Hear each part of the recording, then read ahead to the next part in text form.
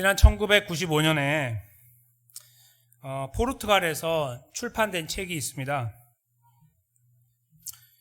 제가 읽을 수가 없습니다. 그래서 이제 읽어드리진 않고요. 그 제목을 영어로는 읽어드릴 수 있습니다. 블라인드네스. 그리고 이제 이것이 세계 각 언어로 번역이 됐는데 한국어로 번역될 때는 눈먼 자들의 도시라고 번역이 됐습니다.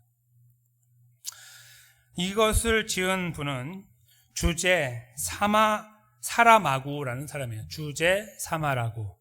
이름이 특이하죠. 포르투갈 이름이에요. 근데 이분은 저희가 생각하는 것처럼 그냥 작가인가 보지 하는 그런 작가가 아니라 노벨 문학상을 받은 분이에요. 그리고 그것도 대단한 건데 이분의 이 책이 있잖아요. 인쇄할 때 이렇게 인쇄 1쇄, 2쇄 이렇게 찍잖아요. 그 100쇄를 찍었어요. 100쇄. 저는 이런 책은 처음 봤어요. 태어나서. 100쇄를 찍은 책. 그래서 1995년에 나왔는데 100쇄가 됐기 때문에 지난 2019년 3년 전에 한국에서 출판 기념회를 했어요. 100쇄 기념판. 그래서 양장판으로 보관할 수 있도록 그렇게 이 책이 다시 이제 출간이 됐다고 그래요. 눈먼 자들. 이게 바로 지금 여기 나와 있는 그림이 바로 그거예요. 눈먼 자들의 도시라고 하는 책. 제목이 그럴싸하죠.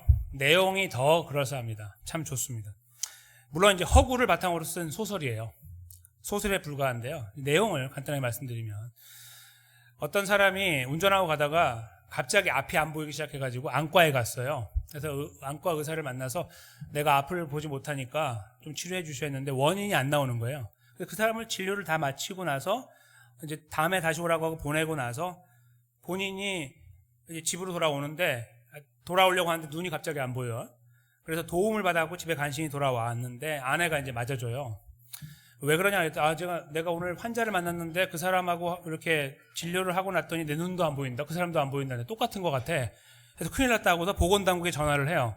큰일 났습니다. 전염병이 도는 것 같습니다. 했는데 나중에 알고 봤더니 벌써 다 퍼진 거예요. 다 퍼졌는데 그 소설에서 유일하게 앞을 볼 수 있는 사람은 딱 한 명밖에 없어요. 누구냐면 이 의사의 와이프예요.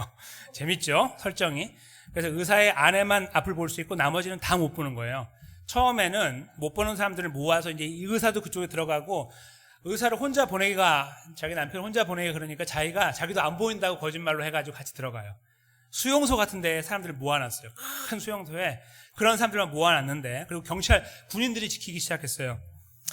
소설의 그 내용을 쭉 지나가면 나중에는 이 군인들도 다 눈이 멀어요. 결국은 다 눈 멀어요. 근데 일단은 그 정해진 곳에 이제 사람들 넣었잖아요.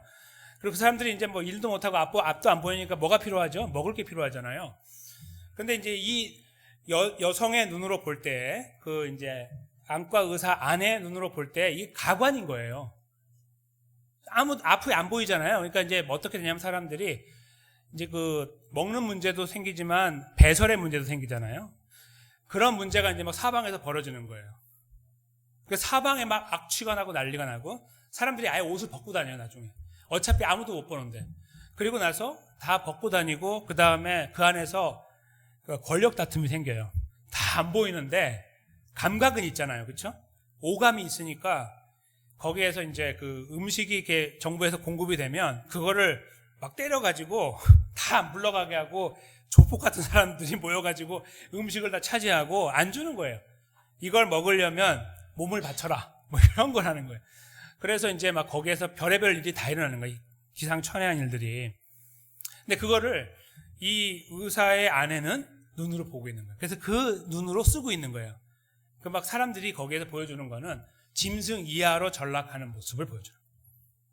그러니까 눈을 잃어버렸는데 시각을 잃어버리니까 그 공동체 전체가 그것을 잃어버리니까 사람은 어떻게 바뀌냐면 짐승이 되더라 이거예요. 하고자 하는 말은.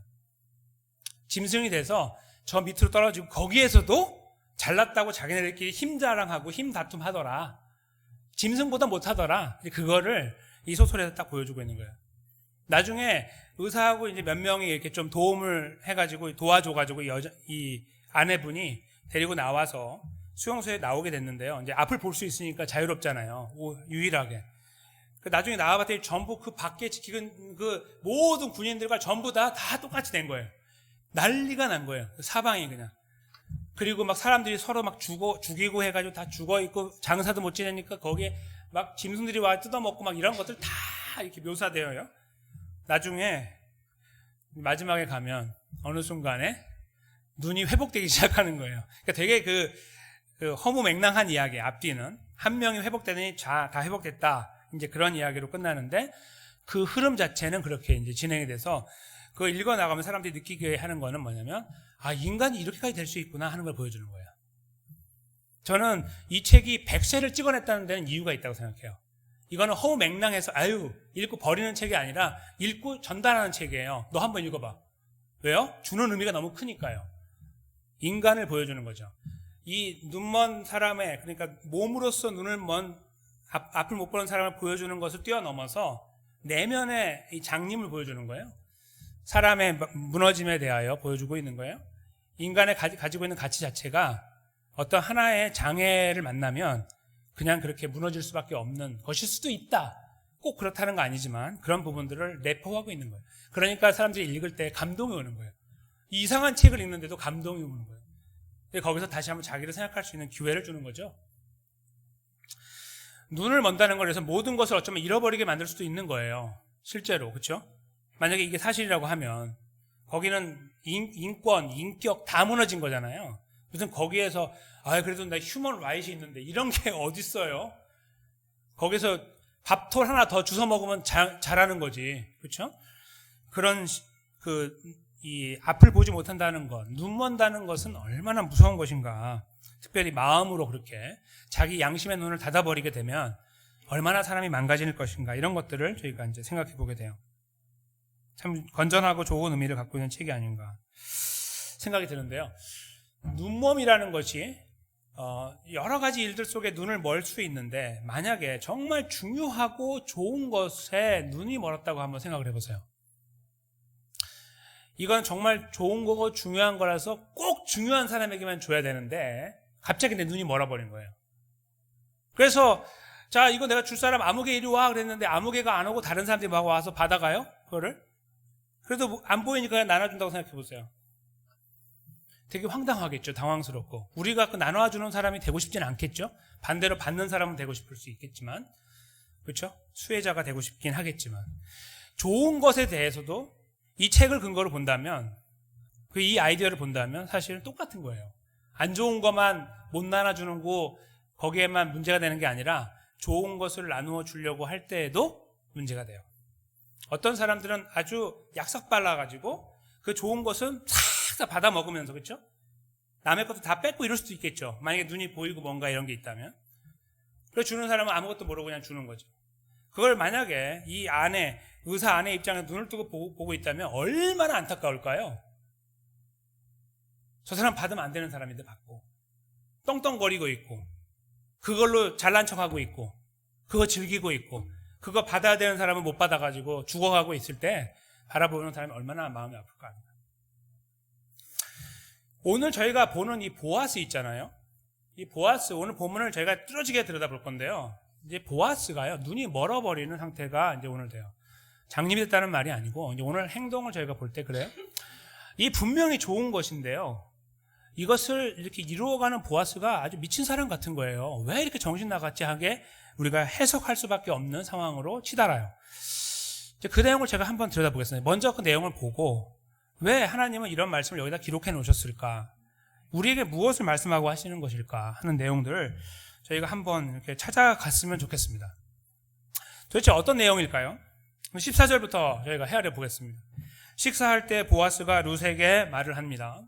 먼저 식사한다는 말, 이렇게 빨리빨리 읽어나가면 안 되죠. 하나하나 잘 헤아려 봐야 되는데, 13절하고 14절에는 이렇게 갭이 있어요. 저희가 13절까지 한번 저희 끊어서 말씀을 봤죠. 13절까지는 주로 이제 점심시간 전 오전에 했던 이야기예요. 누구하고요? 보아스하고 룻하고 대화했잖아요. 그게 그때 이루어지고요. 계속 추수하다가 딱 점심때가 된 거예요. 그래서 식사할 때가 되었다, 그런 말이 된 거예요. 그러니까 이제 다음 페이지가 열린 거예요. 그 다음 페이지, 다음 장을 딱 봤더니 보아스가 이렇게 보니까 거기 이제 일꾼들이 와서 밥을 먹게 되거든요. 옛날 고대 근동, 특별히 이스라엘 사람들이 일할 때는 주인이 음식을 준비해 오고 나누어 줘요. 그래서 이제 그 테이블에 테이블이 아니라 사실 테이블은 없지만 이렇게 앉아서 먹지만 거기 불러서 먹게 돼요. 한국에도 농촌에 추수하게 되면은 다 함께 모여서 이렇게 음식을 나누는 거하고 똑같은 거예요. 같은 그림이라고 보시면 돼요. 거기에서 음식을 나눌 때 그게 밥만 먹습니까? 아니죠. 개똥이네 이야기도 하고, 그렇죠? 철순의 이야기도 하잖아요. 거기에서 공동체가 이루어지는 거예요. 이렇게. 근데 그런 문화가 고대 근동, 특별히 그쪽 이스라엘 쪽에도 아주 자연스러운 것이었어요. 그러니까 다른 말로 하면은 여기 자리에 끼지 못하면 왕따가 되는 겁니다. 근데 여기에 지금 그 보아스는 이제 당연히 이스라엘 사람으로 거기에 있는 아주 부유한 사람의 한 명이었는데, 거기 일하는 사람들은 이제 계약직으로 오거나 이제 그렇게 와요. 자기 종일 수도 있고. 그래서 미리 약속을 하고 오는 거예요. 너 오면 얼마 줄게. 이렇게 해서 오는 사람들이 다 와 있는 거죠. 그런데 오늘 여기 불청객이 누구였습니까? 네, 오늘 아침부터 왔던 사람 룻이 왔어요. 근데 룻에 대해서 이제 저쪽에서 주인이 하는 말을 들어봤더니 이 사람이 누구예요? 이방인이에요. 이방인. 거기다가 여자면은 더 이 레벨이 낮잖아요. 당신 눈에 보면. 그러니까 이방인 여자예요. 근데 그 사람이 여기 와서 이렇게 있는 게 사실은 별로 달갑지가 않아요. 내 추수하고 있는데. 저쪽 끝에서 이렇게 뭐 죽고 있는데, 저 뭐 거름뱅이처럼 와가지고 뭐 하고 있지? 뭐 이런 정도의 그냥 무시할 정도의 사람이에요. 근데 그 사람하고 대화를 했어요, 주인이. 근데 우리는 막 추수를 하고 있었고. 점심때가 돼서 이제 밥 먹으러 갔더니 이 사람은 당연히 저쪽 구석에 어디에 쭈그리고 있다가 먹을 것도 없으니까 다시 추수하게 되면 다시 또 와서 거두면 되는 사람이에요. 그냥 거들떠 보지 않아도 되는 사람을 보아스가 부르는 거예요. 그러니까 여기 이제 이르되라는 말은 이르되 하면서 이리로 와라. 처음에 이렇게 일단 왔어요. 하고요. 그 다음에 떡을 먹어라. 이렇게 한 거예요. 그 다음에 떡을 먹는데 초에다가 찍어 먹으라. 이렇게 했어요. 이게 이제 무슨 단계냐면, 일단은 테이블, 밥상이 있다고 하면요. 거기 이렇게 왔잖아요. 여기 이렇게 앉아 있으면, 당신은 이방인이니까 저 끝에 앉아서 먹어요. 그렇게 하지 않고, 일단 거기까지 왔잖아요. 그러면 이쪽으로 오라고 해요. 그래서 고기 빵 앞에 있는 거 먹어요. 이렇게 한 거예요. 근데 그 당시에 빵이 말라서 먹어요. 이렇게 이렇게 쪼개서 먹어야 되는 거예요. 이렇게 부러뜨려가지고. 그런 빵이니까 이거를 그냥 먹기보다는 초에다가 이게 이제 와인 비니거라고도 해요. 그러니까 이제 약간 그 포도주기가 있는 그런 그 식초 같은 거예요. 거기다 찍어서 먹으면 시큼한 맛이 생기를 나게 하기도 하고요. 둘째는 그게 부드럽게 돼가지고 빵을 먹을 때 훨씬 부드럽고 그 맛을 느낄 수 있다고 그래요. 그래서 이제 그렇게 먹게 도와주는데, 그러니까 거기서 그냥 빵 쪼가리 그냥 끄적끄적 먹지 말고, 당신 외인처럼 그렇게 있지 말고 이리 와요. 요것도 찍어 먹어요. 이렇게 한 거예요. 그러니까 이제 이 사람이 와서 그 곡식 배던 사람 가운데 딱 앉았죠. 그랬더니 그게 다가 아니에요. 그것만 먹어도 충분한데 특별히 자기가 먹는 게 있어요. 볶은 곡식. 볶은 곡식은 당장 여기서 만들 수 없죠. 미리 만들어 와야 돼요. 그렇죠? 그거 자기가 딱 갖고 왔던 그것도 주식 중에 하나여서 먹으면 힘이 나니까 그걸 먹는다 그래요. 이렇게 볶은 곡식을. 근데 그 볶은 곡식도 먹도록 해줬어요. 그러니까 룻을 불러놓고 거기 앞에 앉아서 빵이나 좀 먹고 가시오 이렇게 하지 않고, 그것도 감사한 일이지만 가까이 와서 초에 찍으라고 먹고 그렇게 한 다음에 더 나아가서 하는 거는 여기 내가 아끼는 건데 이거는 아무나 주는 건 아닌데 하면서 주는 게 바로 볶은 곡식을 주는 거예요. 그러니까 거기에서 보는 사람들의 눈이 깜짝 놀랐겠죠.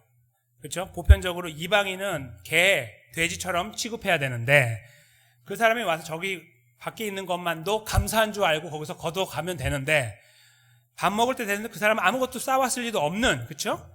그냥 가만히 자기 혼자 우울하게 초라하게 앉아 있다가 그래도 다시 기회를 주면 또 걷어가면 될 사람인데, 그 사람은 부른 것도 희한한데 이렇게까지 대우하는데, 어디까지 대우하냐면 그 모든 그 이스라엘 사람들에게 대우하는 것처럼 거기까지 데려온 거예요. 다 먹게 한 거죠. 그 내용이 바로 24절에 나와 있어요. 그래서 룻이 그 놀라운 자리에 앉아서 먹기 시작했는데 어디까지 먹었어요? 룻이 배불리 먹었다.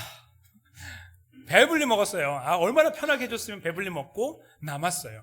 그러니까 자기에게 할당된 것이 남았다는 말이겠죠. 그러니까 엄청나게 잔치처럼 거기서 막 먹었을 거예요. 배고픈 가운데. 그리고요, 그것이 다가 아니에요. 이제 밥을 먹었으니까 일을 하러 가잖아요. 점심 끝나고 다시 오후가 됐어요. 룻이 이제 딱 나갔더니 보아스가 종주를 불러요. 그 15절에. 그러면 두 가지 명령하는데 15절하고 16절이 똑같아요. 사실은 같은 내용인데 조금 다르게 강조하는 건데요. 15절 먼저 보세요. 소년들은 이제 젊은 일꾼들을 말하는데 그들의 명령을 하기를 그로 저기 룻이 곡식 단 사이에서 죽게 해라 이렇게 말했어요. 원래 어디서 주어야 되냐면 곡식 바깥에서 떨어진 거 주셔야 돼요. 그것만도 감지덕지예요. 이방인이니까. 그런데 어디에 주우라고 하냐면 가운데서 이렇게 걷어가는 가운데에서 거두게 하라. 그렇게 말도 안 되는 명령을 내리고 그 다음에 책망하지 말아라. 이렇게 이례적인 조치를 해요. 모독감을 주지 말라는 말이에요. 책망하지 말라는 거. 이렇게 보면서 이렇게 곁눈질 해가지고 이렇게 쳐다보는 거 있잖아요. 아이 뭐야 이거 이렇게 하는 거. 그런 거 하지 말라는 거죠. 그 다음에 16절이 같은 내용을 반복하는데 조금 다르게 좀 더 강조하는데 보세요. 그를 위하여 줌에서 내가 이렇게 거두면 여기다 찰 거 아니에요. 왼손에다 차고 오른손은 낫으로 거둘 거 아니에요. 여기다 찬 거에서 어떻게 해요? 뽑아버리라. 이렇게. 그러면 어떻게 되는 거예요? 그 가운데서 따라가면서 뭐 어떻게 되죠? 룻은 그냥 가만히 죽기만 하면 되는 거야. 이것처럼 쉬운 게 어디 있습니까? 이게 무슨 추수예요. 그리고 무슨 겉에서 죽는 거예요. 그냥 가장 좋은 노른자 땅에서 너가 제일 편하게 다 걷어가라 그런 말이에요. 떨어진 거 다 네 거니까. 이런 특단의 조치를 내린 거예요. 그리고 말하기를 꾸짖지 말라. 모멸감을 주지 말라는 거예요. 아까는 모독하지 말라는 거고 이번엔 모멸감을 주지 말아라. 자존심 상하게 하지 말아라. 쳐다보고 너 때문에 우리가 늦어지잖아. 당신이 와가지고 우리가 좀 더 거두어야 되잖아. 뭐 이런 말 하지 말라는 거예요. 조용히 그냥 가라고. 다 허용하고 가만두라. 이렇게 명령을 내렸습니다. 이제 저희가 다음 본문을 또 보게 되면 어떤 결과가 나왔는지 더 보게 되겠지만 이게 오늘 본문인데요. 이 두 가지의 측면에서 저희가 보는 거예요. 하나는 먹는 문제에서 외돌토리여서밖에 없는 룻에 대하여 보아스가 취한 행동이 매우 이례적이에요. 그리고 용납하기 어려울 정도로 너무 심했어요. 이방인에게. 지금 여기 본문에요. 종들은 말을 못해요. 그렇죠? 저기 보아스한테 이건 아니죠 이렇게 말했다간 바로 잘리겠죠. 뭐야 넌 이렇게 되고. 그러니까 말은 못하나 그들의 마음속에 뭐가 있겠습니까? 이거 무슨 이런 일이 다 있습니까? 당신 정신 나간 거 아닙니까? 이 사람 누군지 정확하게 알고 계십니까? 이 사람 모압 사람이에요. 이런 말들이 여기까지 올라오겠죠. 거기 있는 사람 다 매니저까지 다 있으니까. 그렇죠? 여기까지 다 올라오는데 이런 방구 못해요. 그 상황을 한번 생각해 보세요. 그 분위기. 근데 거기에 천진난만한 사람이 있죠. 룻. 이 엄청난 분위기 속에서 야 많이 먹어라 했더니 네 하고 그냥 다 먹고 있는 이 사람. 그래서 전혀 스트레스 안 받고 음식을 다 먹고 있는 룻. 그리고 나갔는데 사람들이 날 가운데 세우네. 그리고 따라가는데 막 떨어뜨려줘요. 아까하고 달라. 당기만 하면 되는 거예요. 이렇게 감사할 때가 하면서 이렇게 거두는 이런 큰 은혜를 누리게 돼요. 근데 오늘 이 본문이요. 재밌는 것은 하나님께서 룻도 말하지 못하게 했고 한마디도 안 하죠. 룻이. 거기 있는 사람들 한마디도 못하게 해요. 두 가지 의미가 있는 것 같아요. 거기서 옆에 있는 사람들이 말하지 못하게 한 것은 이 상황 자체가 갖고 있는 권위, 보아스가 가지고 있는 권위를 이 말도 안 되는 상황을 더 분명하게 보여주고 싶은 의도가 있을 거라고 믿어요. 어안이 벙벙하다는 말 있잖아요. 어안이 벙벙하다. 그런 어떤 느낌, 분위기. 그리고 더 나아가서 이 룻은 말을 하고 있지 않는 것은요. 조금 약간 이제 그 생각이 보편적으로 딱 미치지 못하면은 그냥 막 좋아하는 거 있잖아요. 그런 경우이거나 아니면 정말 생각이 깊어서 너무너무 감사한 마음이 안에서 꽉 차 있을 것이다. 이 두 가지 상상을 해볼 수가 있을 것 같아요. 룻에 대해서. 그렇죠? 룻이 이 말도 안 되는 상황을 지나가면서 자기가 느끼고 있는 느낌 있잖아요. 이 사람이 나한테 왜 이러지? 이런 거. 나한테 너무 잘해주는데 그리고 옆에 있는 종들의 눈치를 보니까 이 사람들이 굉장히 기분 나빠하고 있고 나도 이것은 용납할 수 없을 만큼 참 놀라운 일인데 왜 이런 것을 나에게 주지라고 생각하면서 오는 의아한 감정들 그런 것들 그리고 거기에서 오는 만약에 이분이 잘 생각하는 분이라면 감사한 마음들이 생겨나지 않겠습니까?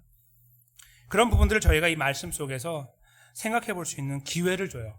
그들이 한마디도 하지 않는 상황 속에서 보아스만 계속 이야기하고 분위기를 이끌어나가는 과정 속에서 우리가 그런 부분들을 느끼면서 이 본문을 마치게 됩니다. 이 보아스를 한번 다시 이렇게 돌아보세요. 그러면 보아스가 분명히 장님은 아니네요. 앞을 보지 못하는 분이 아니지만 이 본문에 드러나고 있는 행동을 보면 그냥 이례적이다라고 말하기에는 좀 약해요. 그렇죠? 더 많이 나갔고 이런 거 있잖아요. 너무 많이 나갔습니다. 그런 표현 있죠? 이 사람은 너무 많이 나갔어요. 그러니까 하지 않아야 될 것까지 다 하고 있고 룻이 가지고 있는 어떤 배경이 그 가문에 가면 땅이 많이 있다더라. 내가 이 사람한테 잘 보이면은 나중에 뭔가 돌아오는 게 있겠지라는 그런 반대급부가 있었기 때문에 이렇게 했다면은 더 이해가 되는데 그런 것이 하나도 없어요. 다 끝난 사람. 만약에 뒷조사를 하면 완전 거지의 상거지가 되는 거예요. 거기다 이방인인데. 근데 그 사람을 향해서 이렇게 은혜를 베푸는 것을 저희가 만약에 올바른 관점으로 생각으로 해석을 한다면 그는 눈이 먼 거예요. 눈이 멀었어요. 음식만 준 것만으로도 눈이 멀었어요. 이렇게 하는 것은 엄청난 호의를 베푼 건데 추수하는 모든 과정에 그에게 엄청난 이런 호의를 베푼 것, 이것은 그가 눈이 멀지 않고는 할 수 없는 행동이었다고 생각할 수밖에 없는 상황이다. 저는 그것을 저희가 여기서 먼저 헤아려야 된다고 생각합니다. 이 보아스를 바라볼 때 하나님은 보아스를 준비해서 만약에 이제 저희가 이것을 여기에서 좀 한번 1단계 정리를 한다면 하나님께서 룻을 사랑하시고 나오미를 사랑하시기 때문에 모압으로 가서 살았던 나오미지만 그를 이곳에 다시 돌아오게 하셨고 혼자 왔으면 정말 죽을 수 있는데 또 건강하고 마음 착한 며느리 룻을 만나게 하셔서 다 잃어버렸으나 그와 함께 오게 하시고 그를 통해서 이제 입에 풀칠을 하며 살아갈 수 있도록 길을 열어 나가시는 하나님을 보게 되는 거예요. 그렇죠? 여기에서 그래서 참 하나님이 하시는 일에 놀랐구나. 하나님의 이 보아스를 통해 일하시는 것이 참 기가 막히고 감사한 일이구나를 보게 돼요. 놀라운 섭리이죠. 근데 이 보아스의 호의가요, 이 눈먼 호의가 저희들에게 자꾸 추파를 던져요. 저희들의 마음속에 자꾸 다른 것을 생각하게 만들어줍니다. 그것이 무엇인가요? 이걸 저희가 비유라고 은유라고도 쓰는데요. 표현을. 이게 뭐냐면 왠지 모르게 하나님의 은혜, 이것이 떠올라요. 지난 한 주간 사시면서 하나님의 은혜를 받을 만한 생활을 하셨습니까? 내가 그래도 생각하고 판단하고 행동한 것은 그래도 올바랐어. 하나님이 나에게 잘해준 거는 내가 그만한 가치가 있기 때문일 거야. 이렇게 생각하시는 일들이 많으신가요? 다시 생각을 잠깐 스탑하시고 말씀으로 다시 돌아오겠습니다. 이 보아스가 보여주는 말도 안 되는 이 은혜의 이 모습은 사실은 하나님께서 하나님의 그 성품과 하나님의 은혜, 그것이 마치 눈이 먼 것처럼 보이기 위한 목적으로 기록된 것입니다. 저희는 이 본문 속에서 보아스의 그 뜨거운 마음, 너그러운 마음도 읽어내지만 이것이 보여주고 있는 더 큰 이미지를 보게 돼요. 그림을 보는 거예요. 하나님께서 하는 백성을 향해 갖고 계시는 은혜가 이렇다는 것을 보게 돼요. 왜냐하면 당시까지 걸어온 이 룻이요, 저희가 기회가 되면 사사기를 또 함께 말씀을 나눌 수 있게 되겠지만 사사기에 살았던 사람들은 형편없는 사람들이었어요.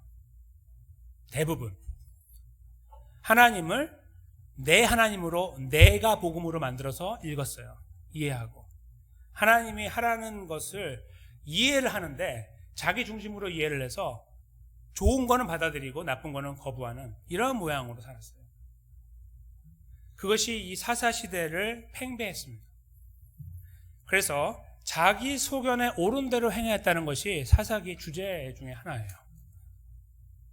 여기 이분들도 지금 사사시대이기 때문에 굳이 그 나오미가 아주 하나님께 신실한 사람이었다고 단정하기 어렵고요. 룻은 말할 것도 없어요. 룻이 하나님을 만났나 보지? 언제 만나요? 아직 못 만났지. 이런 상황들이에요. 보아스도 마찬가지입니다. 여기서 말하는 복은 일반적인 복을 말하는 거예요. 하나님 당신에게 복을 주기 원합니다.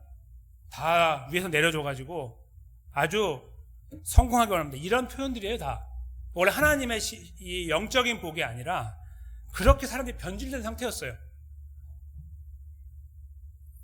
그러니까 이 보아스가 여기서 취한 이 행동이 보아스를 칭찬하기에는 좀 어색함이 있다는 거예요. 그거보다는 보아스 같이 잘 이 하나님에 대해서 아주 정확하게 서 있지 않는 사람조차도 하나님이 붙잡고 그거보다 더 어쩌면 형편없는 사람일 수 있는 룻이나 나오미를 품게 하시는구나, 이걸 보게 되는 거예요. 이 안에서.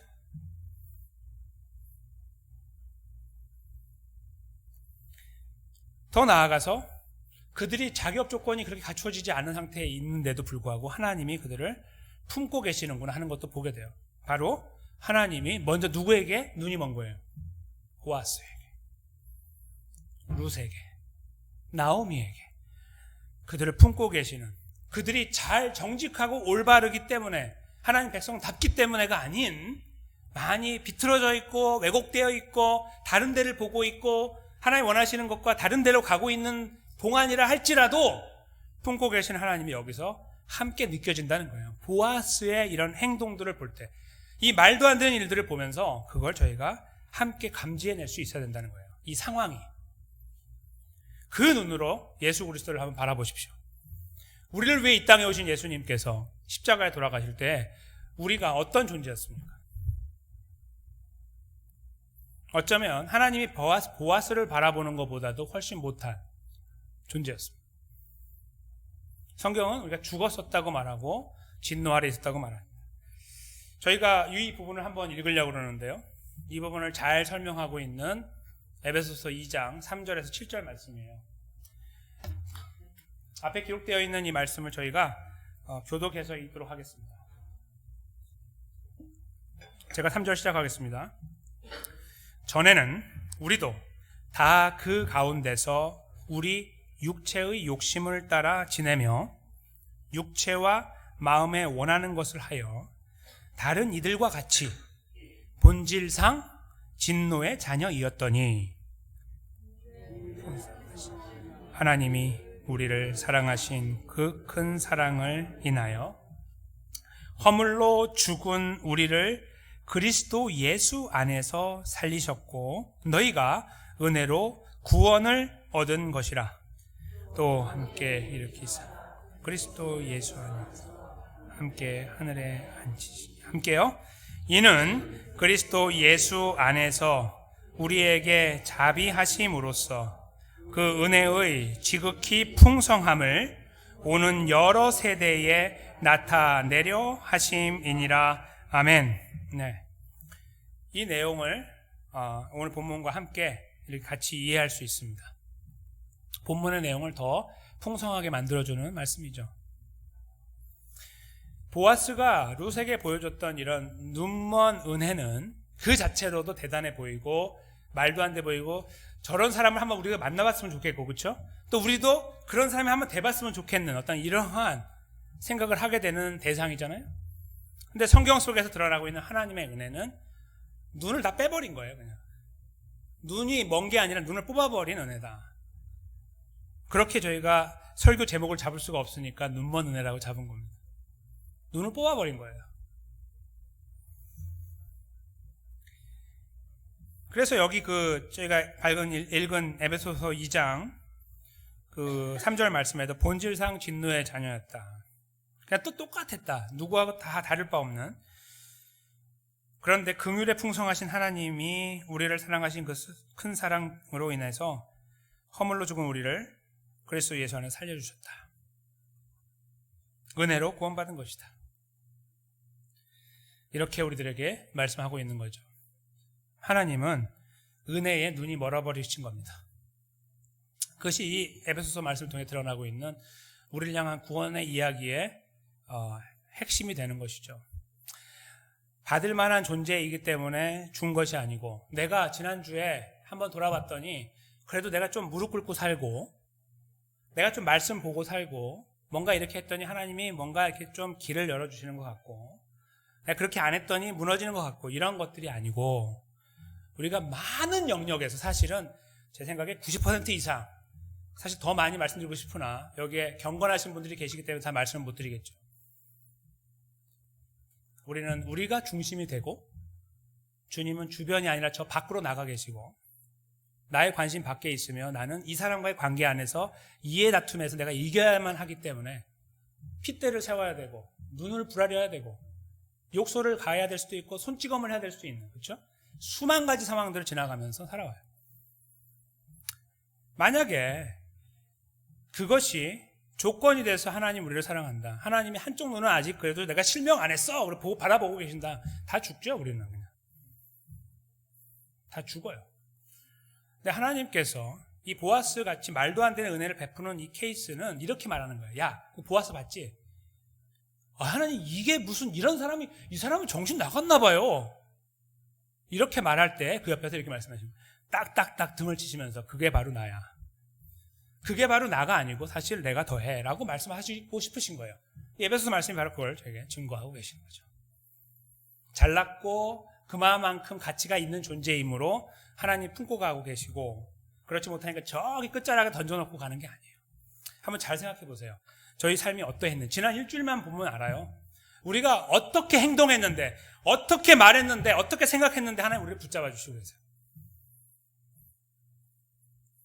선하지 않은 모양 갖고 가고 있는데도 변함없이 우리 붙잡아 주고 계세요.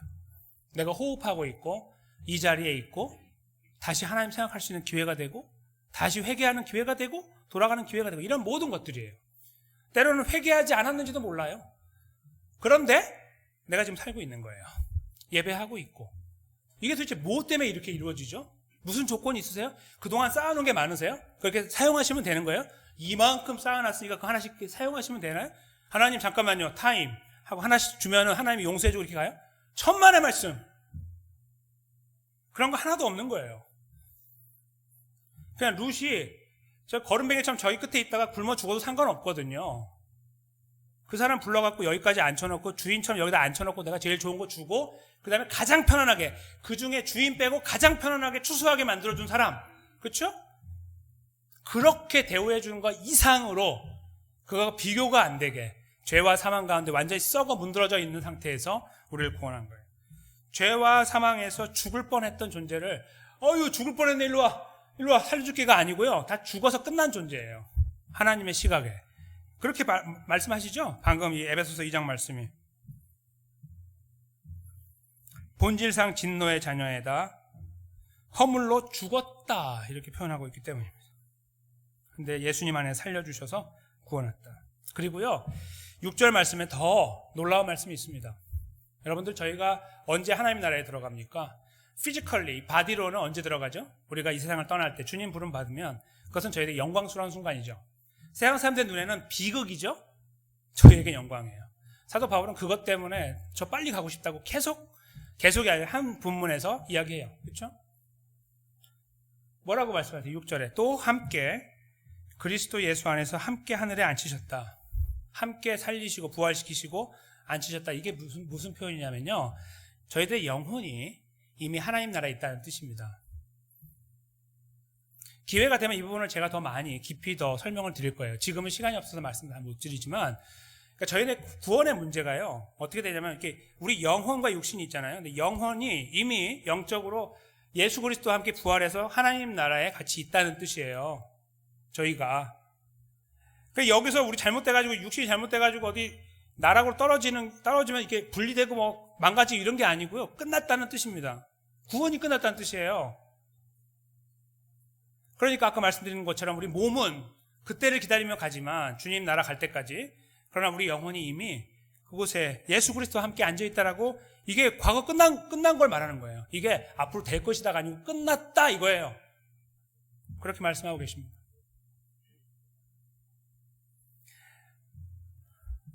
이 말씀을 들은 저희가 아까 룻이 속으로 만약에 그분이 정상적이라면 감사합니다를 생각하겠죠. 저희가 만약에 이 말씀을 잘 이해한 사람이고 정상적이라면 우리 마음속에 감사가 생겨요. 그런데 이 에베소서 말씀의 마지막 끝자락 7절에서는요, 그걸 조금 더 확장하고 있어요. 어떻게 감사하는 거야, 이거예요. 그것이 바로 이렇게 표현되어 있습니다. 왜냐하면 이는 그리스도 예수 안에서 우리에게 자비하심으로써 그 은혜의 지극히 풍성함을, 내가 받은 것을, 눈먼 은혜를 어떻게 해요? 오는 여러 세대에게 나타내기 위함이다. 즉 먼저 받은 자가 나누기 위함이라는 거예요. 나에게 주신 은혜가 내 안에만 머물러 있고 나 혼자 배 터지게 먹고 끝나는 게 아니라 그것이 나누어지는 거예요. 은혜가 내 안에 있을 때 그것이 나누어져요. 나는 하나님께 항상 은혜 받기를 좋아하고 내 잘못한 건 빨리 덮어주는 걸 좋아하고 하나님 앞에. 그런데 상대방이 나에게 그렇게 할 때 그거 내가 끝까지 간다, 무덤까지 내가 죽을 때까지 간다, 이렇게 생각하고 있는 그런 모양이 만약에 있다면 이 말씀과 반대로 가고 있는 거죠. 그렇죠? 하나님이 베풀어 주신 눈먼 은혜가 살아있을 때 정말 감사하다고 하는 사람들은 어떻게 나타나냐 이거예요. 그것은 입으로 나 감사하고 있어 다 인정합니다가 아니라 그건 애들도 합니다. 기어다니는 아이들도 해요. 그게 아니라 우리가 만나서 정말 내 마음이 막 터져라 힘든 상황이지만 나에게 베푸신 은혜를 기억하는 거예요. 나 같은 존재를, 내가 지난 일주일을 살아갈 때 내가 나같이 무너진 존재를 붙잡고 계셨던 하나님을 기억하는 거예요. 불쌍히 여기셨던 하나님, 너 있잖아, 내가 여기 이 천국에 지금 있다는 사실 기억해, 열심히 살아야 되라고 계속해서 우리에게 격려하시는 그 하나님의 은혜, 이걸 기억해내고 어떻게 해야 되겠냐는 거예요. 은혜를 나누고 보여주고 인내하고 참고 용서하는 데 가는 거예요. 상대방을 헐뜯고 소문을 만들고 무너지게 만들고 주저앉게 만들고, 그렇죠? 짓누르고 말로 힘들게 하고, 이런 모습이 아니라 정말 그 하나님의 은혜를 기억하고 있다면, 이해하고 있다면 저의 삶의 방향이 이렇게 바뀌어야 한다는 것을 말씀하시는 거예요. 그리스도의 삶을 놓고 아무도 쉽다고 말하지 않습니다. 주님과 동행하니까 항상 천국입니다라고 쉽게 말씀하시는 분들의 한편으로는 이해가 되고요. 그건 이제 감정적인 부분이죠. 살아가는 삶의 영역 속에서 참을 수 있는 능력, 이런 것들을 말씀하시는 거는 옳고 저 동의하지만, 삶의 현장으로 들어가서 부딪혀 살아가는 현장은 절대로 쉽지 않아요. 누구도 그렇게 말하면 다 거짓말이에요. 생거짓말. 아무도 그런 사람 없습니다. 아무도 없어요. 그 사람은 지금 잘못 살고 있는 거예요. 나는 괜찮던데? 다 상처받아, 다 사방. 나는 괜찮아. 전부 다 죽어나가는데 옆에서 나는 괜찮아. 완전 거짓말이죠. 잘못된 거예요. 그럴 수가 없는 거예요. 항상 스트로크를 하고 힘든 거예요. 내가 거기서 그걸 이겨내야, 내가 이겨내면 내 이름이 높아지고 좋아지는 게 아니고, 그것 때문에 내가 땅으로 떨어질 수도 있는 상황이 더 많아요. 내가 참은 것 때문에. 그거 봐, 쟤 뭐라고 그래서 내가 참으면 저거밖에 안 된다고 그랬잖아. 저거 봐, 저렇게 되잖아. 이런 이야기 다 들어야 되는 거예요. 그게 하나님 백성, 건강하고 건전한 사람, 하나님 백성의 걸음이에요. 여기에서 저희는 이 말씀을 다시 한번 마음에 깊이 넣어두었으면 좋겠습니다. 왜 눈먼 은혜가 우리에게 주어졌습니까? 아무것도 없습니다. 왜 보아스가 저 룻한테 저런 은혜를 베푸니까 옆에 있는 사람들이 한마디도 못하는 상황? 왜요? 몰라요. 하나님이 그 역사를 만들어 나가셨기 때문에 라고 답할 수밖에 없으나 그 마음은 모른다는 거예요. 그렇죠? 그것처럼 눈먼 은혜가 거기에 주어져 있는 그대로 더 크고 놀라운 하나님의 구원의 은혜가 우리에게 마치 눈을 뽑아버린 상태로 다가오신 것처럼 다가오셔서 우리를 구원하시고, 야, 너희 있잖아, 내가 너희 구원한 거 있잖아, 얼마나 확실한지 보여줄게. 너희가 예수 그리스도와 함께 저 하늘에 앉아 있어, 이렇게 말씀하는 거예요. 앉을 거란 말씀이죠? 아니, 앉아 있어 이미, 이렇게 말씀하고 계신다는 거예요. 이 놀라운 말씀을 듣고 이 말씀의 끝자락에 남아있는 우리가 그런 마땅히 생각하고 감사하는 태도에 대해서 다시 한번 기억해내는 주님의 귀한 백성들이 돼야 되지 않겠나 생각합니다. 그것은 우리들의 걸음을 마치 뒤에서 꾹 잡고서 뒤로 당기는 것 같은 느낌이 될 수 있을 것이고, 누군가 많은 사람들이 나를 왕따시키고 있는 것처럼 느낄 수 있는 것이고, 그리고 누군가는 수근수근하는 것처럼 느낄 수 있는 것이고, 그래서 나가 굉장히 많이 억울하고 힘들 수 있는 상황이 될 수도 있는 것입니다. 그러나 그 사람이 나를 품지 못하고 상황이 나를 품지 못해도 오늘 룻을 품어준 이 주인처럼 말이에요, 보아스처럼 나에게 집중하고 계시고 나를 품고 계시는 우리 아버지 하나님께서 영원히 나의 아버지가 되시고 나를 품고 계신다는 사실을 깊이 묵상할 수 있을 때 그까짓 것 다 극복할 수 있습니다. 박차고 갈 수 있습니다. 없으면 없는 대로 간다. 까짓 거 없으면 없는 대로 간다. 이런 고백들이 나오게 되는 거예요. 주님을 바라볼 수 있기 때문에. 사랑하는 성도 여러분, 저희 삶은 여전히 혼탁합니다. 하나 넘으면 두 개가 기다리고, 두 개 넘으면 10개가 기다리고 있고, 기하급수적으로 늘어나는 것이 보이고, 꼬리에 꼬리를 무는 생각의 끝자락에 가면 죽어야 되는 상황이라고 생각할 수도 있고, 그렇죠? 막막한 것들이 눈앞에 너무나 많아요. 이 말씀은 저희들에게 그러니까 오른쪽으로 가, 이런 말씀을 주는 게 아니죠. 오른쪽으로 가면 다 해결돼, 이런 처세술이 아니에요. 이 말씀은 원칙을 말씀하고 있는 거예요. 근데 원칙의 가장 기본적인 내용이 뭐냐면, 너가 하나님께 받은 거 생각해봐, 이거예요. 그 받은 거 기억해 라고 말씀하고 있는 거예요. 그거 영원한 거야, 불변한 거야. 네가 어떠한 처지에 처해서 무너지고 망가져 주저앉고 저 끝으로 땅에 꺼진다 할지라도 변함없이 널 붙잡고 계시는 하나님 계신다는 거, 그걸 기억해라고 말씀하고 있는 거예요. 이것처럼 우리에게 위로가 되고 격려되는 말씀이 있을까요? 이건 사실입니다. 이건 사실이에요. 불변의 사실이에요. 우리가 반드시 마음에 두고 어느 순간에건 우리가 잘 나가건 땅으로 꺼지건 항상 기억해야 되는 말씀이에요. 이 말씀이 사랑하는 성도들의 뇌 속에 깊이 박히기 원합니다. 마음밭에 깊이 심겨지기 원해요. 못으로 때려 박아갖고 나무에 못을 깊이 때려 박아갖고 다시 빼지 못하는 그런 말씀처럼 팍 박혀갖고 다시 뽑히지 않는 그런 말씀이 되기 원합니다. 이 말씀을 다시 헤아려 보십시오. 하나님은 은혜의 눈이 멀었습니다. 우리가 잘나서가 아니고 예수 그리스도 십자가와 부활로 우리를 사랑하기로 결정했기 때문에 그 신실하신 약속을 지키기 위하여, 그 언약을 지키시기 위하여 하나님께서 홀로 이루신 그 구원의 자리에, 은혜의 자리에 우리를 초대하시고 오늘도 내일도 변함없이 우리를 붙잡아 나가고 계십니다. 그 하나님을 바라볼 때 오는 잔잔한 위로와 격려, 주룩주룩 흐르는 눈물까지, 우리를 쓰담고 있는 주님의 피 묻은 오른손까지 저희가 함께 느끼면서 오늘 저희 삶에 주어진 걸음들을 걸어가면 좋겠고, 걸음 속에서 만나는 일들도 그 분 앞에 담대하게, 더 구체적으로 맡겨나가는 하나님의 귀한 백성들이 되시기를, 그 자리에 서기 위해서 예수 그리스도를 기도로 다시 한번 힘있게 의지하게 되시는 여기 계신 모든 하나님 백성들 되시기를 주님의 이름으로 간절히 축원합니다.